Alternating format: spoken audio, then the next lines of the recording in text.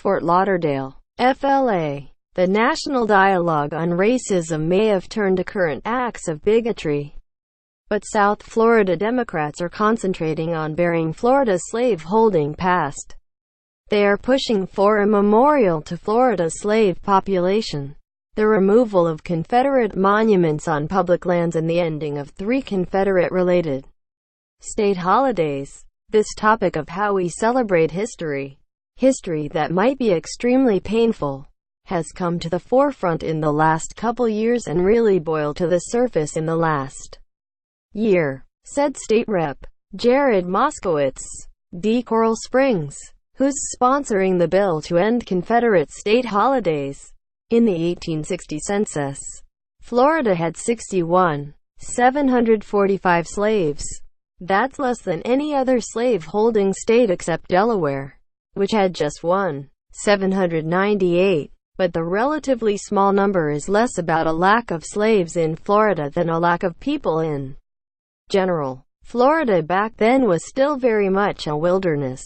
Its slaves represented 44% of the population, which is in line with the percentage in other slave states such as Alabama, Georgia, and Louisiana. Slaves were technically freed in Florida with the Emancipation Proclamation on Jan.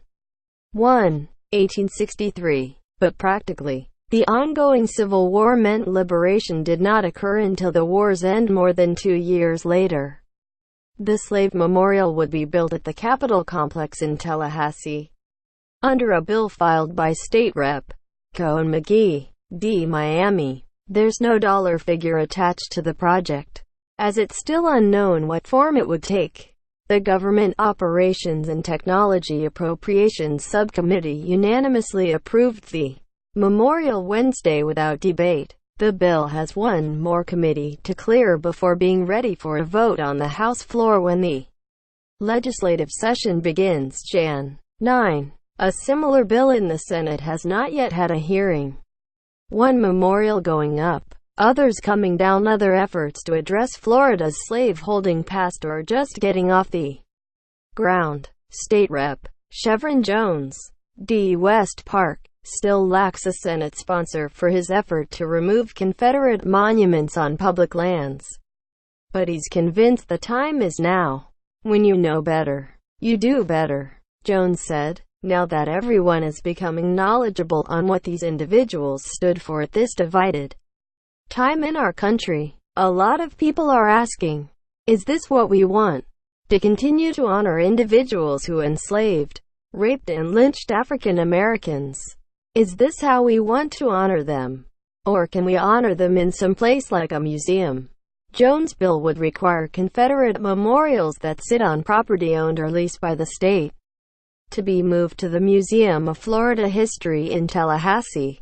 Legislative staff are still coming up with locations for all of these monuments, but Jones said there are at least 30 of them on public land in Florida.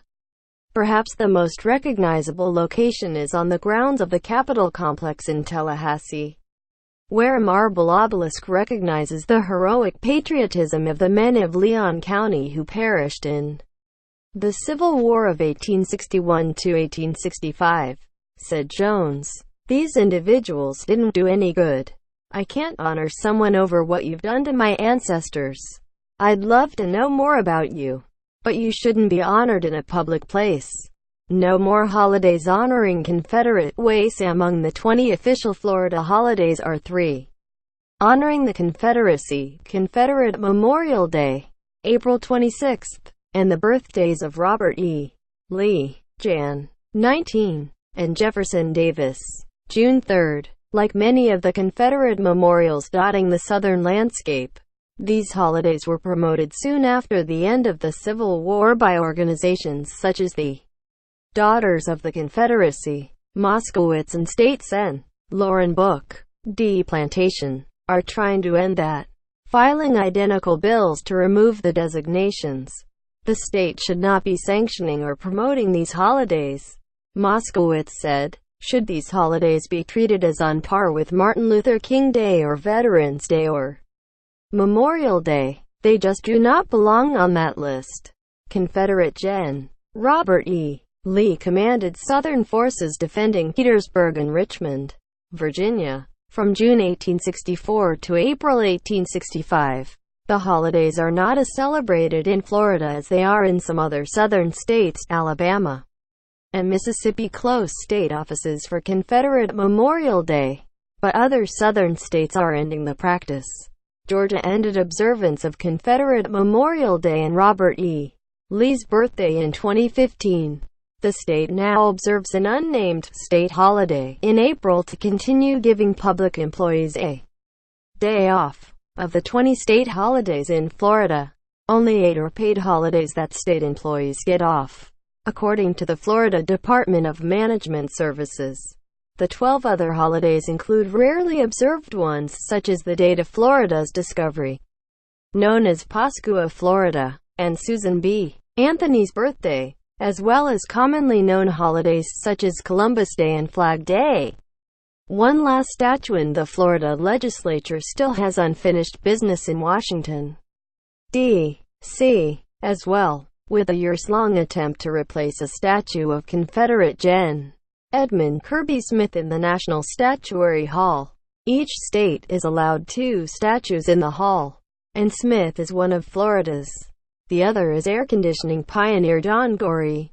The Florida legislature voted in 2016 to remove the Smith statue, setting up the process to find a Floridian to replace him. A committee established for the purpose came up with African-American educator Mary McLeod Bethune, conservationist and author Marjorie Stoneman Douglas, and Publix founder George Washington Jenkins. Of the 3, the committee recommended Bethune, who founded what eventually became Bethune-Cookman University. But in the 2017 legislative session, the House favored Douglas while the Senate went for Bethune, and the House's bill died after State Rep. Scott Plotkin, R. Longwood, refused to hear it in his committee and suggested a statue of Walt Disney instead. This year, Bethune seems on the fast track to clear both the House and the Senate. While most bills get 3 committee hearings before a full vote, the Bethune bills have only 2 committee hearings in either chamber, a sign of support from House and Senate leadership. Passage would give the National Statuary Hall its first African-American woman and replace a Confederate general with the daughter of former slaves. Visit the Sun-Sentinel, Fort Lauderdale, FLA, at www.sunsentinel.com.